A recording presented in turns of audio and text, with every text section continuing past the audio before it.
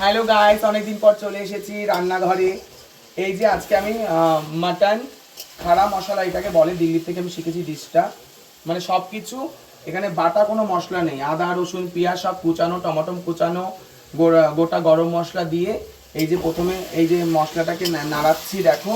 আর যতটা মাংস, যদি 1 কিলো মাংস হয় 500 পেঁয়াজ দিতে হয়, আর যদি 2 কিলো মাংস 1 কিলো পেঁয়াজ লাগে। পেঁয়াজের রসেতেই মাংসটা হয়, জল দেওয়া হয় না।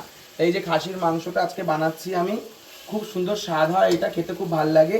তা তোমরা গাইস ট্রাই করো। দে মাংসটা দিছো না, এই যে মাংস দেখো, আমাদের লবঙ্গ দিয়ে দিচ্ছে খাসির মাংস। চলে এসো সবাই চলে এসো।